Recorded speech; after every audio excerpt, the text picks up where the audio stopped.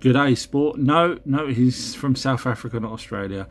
His name is Michael Tellinger, and I'm just going on from the bit where I was talking about fantastic, great resources in what I'm dealing with, these sort of subjects. Now, this guy mainly deals with old relics and older stuff, not sort of the modern UFO type things, although I think he might dabble in that, but he's mainly concentrates on the older stuff. And he's the person that has, I don't know whether it's single-handedly or not, but he's the person that worked out how the frequencies are travelled through rocks, etc. Now, he's got some videos on YouTube, but I do believe the ones that I watched, I paid for to watch from his site, or from Vimeo, where you have to subscribe, but my god, it was well worth it. My jaw was dropped. He totally nailed everything. And so his michaeltellinger.com is his website, michaeltellinger.com. Slaves, I'm doing this video on slaves of Egypt because people said that in one of my other videos, they're all slaves and that's how they moved these blocks. The Egyptians actually at this point weren't slaves. They were actually paid for workers, and that was found proof by Zahi Hawass. He was the head of antiquities in Egypt. He's no longer there now, but he did find proof that people were paid, and it said how much they were paid, etc. But I'm just trying to show you what how easy mainstream is to confuse you. Egypt tombs suggest pyramids not built by slaves. But look, tombs and pyramids, and if you've watched my other videos, you know that the pyramid was not a tomb. There is tombs with bodies in, but this was not a tomb. No pyramids was a tomb. So I'm just showing you that that's from a place called Reuters, which you've probably heard of. Sorry, I have to make this one. This is for the armchair research that are telling me how my research is wrong. So I'm just going to explain why theirs is wrong. So first one is that they say that the blocks are moved onto the Nile and then to the pyramids, but the quarry is a lot nearer to the pyramids than the Nile is, so that point is pointless. Next one is they rolled it on sand with logs. Have you ever tried rolling a log on sand? Not going to happen. Pulling it on sand, you'll end up with a sand wall at the front.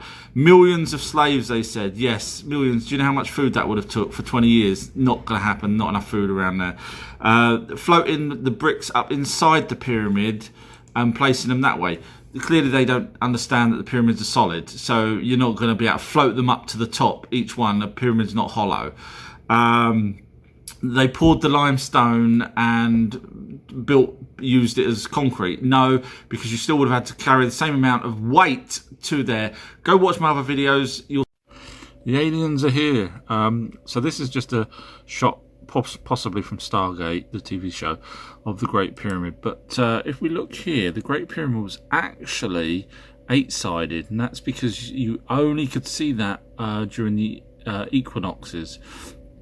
So there's so many more fascinating things about the Great Pyramid. Suggest you look them up. I don't obviously have the time in a minute to tell you so many different interesting facts about the Great Pyramid and why it was.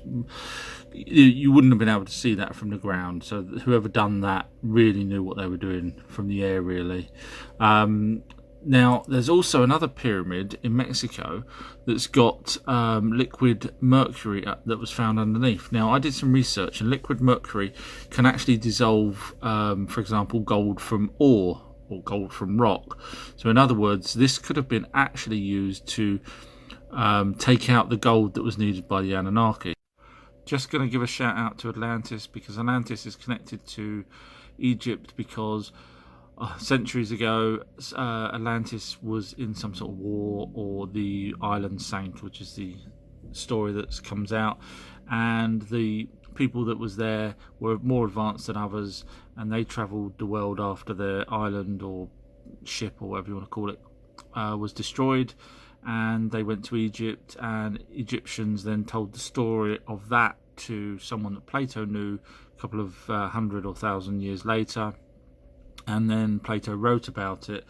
But there's a person called Edgar Cayce who is a clairvoyant, or was a clairvoyant, and he spoke frequently of Atlantis, and a lot of the things he said came true. Now, he also said that underneath the Sphinx was the Hall of Records. Now, the Hall of Records is literally records of absolutely everything, and I'll talk about